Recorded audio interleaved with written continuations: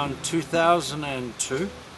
I was repairing my car in Dili, and a rather scruffy looking man who was also repairing his car in Dili, who turned out to be a parish priest up in the area that you're in now, is called Emera. Anyway, we got into a conversation, and at that time Timor's wife Ina and I were bringing a lot of donated goods to orphanages around East Timor. And when he heard what we were doing, he said, oh, maybe you could come and help us in Emera, because our only orphanage in the Indonesian era before '99 was destroyed. And we got a lot of kids up there needing help, and we've got nowhere to put them. So when we investigated it, we came up, met with the priest at his parish home in Emera, and that was where it actually began as possibly happening. We started meeting with a lot of children, a lot of people brought kids in. That was very, at the time, overwhelming. I'm talking hundreds of children, which we don't have here today. So anyway, after some discussion, we decided that, yeah, we'd commit to the project of creating an orphanage. So we went to the local district administrator and said, do you have anywhere here that maybe we could create an orphanage? And we introduced ourselves and told him about the local priest and so on. He said, sure, get in my car. And he showed us 4 different sites of bombed out buildings, the original orphanage that I spent 30 seconds in. It was so scary, it felt like there were dead ghosts walking around, and I just ran out of the building. Yeah. Anyway, this was the final one that we actually started on. It wasn't our first choice, but finally the site that you're in today, Martin, was an old Portuguese school before 1975. When I saw it in 2002, it was just rubble. Nothing had been here for a long time. And so that's where we began building.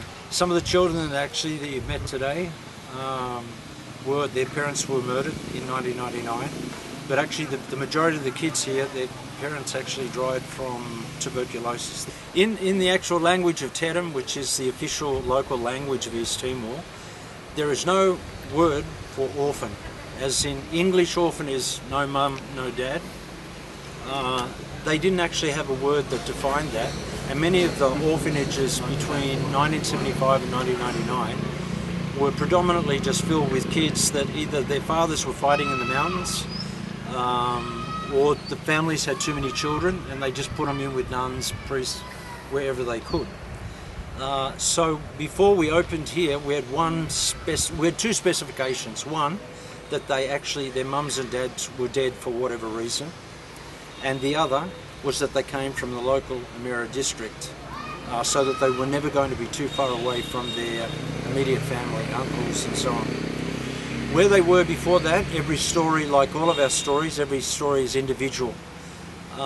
In one case, without naming the particular child, he was living with his uncle. His father and mother were murdered in 1999. The uncle's wife died in 1999 and he remarried.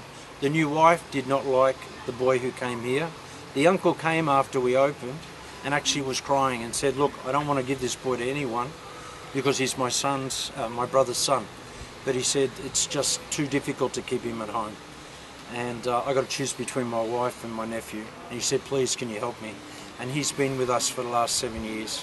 Everyone in Timor has been traumatised. It's a well-documented fact that virtually no family in Timor didn't lose someone during the Indonesian era, or was tortured or raped, etc., etc. Trauma is endemic right throughout the whole of East Timor, leading right up to 1999. Martin is an Australian who's lived here pretty much for 13 years. I am still to this day shocked, as you are today, that the children who live here, that I'm responsible for, are so happy. But it's not only the kids here. The Timorese in general have survived 24 years of trauma amazingly well, and they just deal with it well. They're happy, easygoing people by nature, and I think because a lot of their stories are similar. Every child here's lost their parents, so there's not some who have mum and dad back home and some that don't. They all have that similarity. In the early days when we opened, it took us 18 months to build here. As you can imagine, it took time. When we opened the door, we didn't know who would come or how they would get along. And it took a little bit of while of settling down, but you know, in 7 years, honest to this day, there are some that are blood brother and sister here. But when people ask me who's related to who, I don't know anymore, because along the way they have become their own family.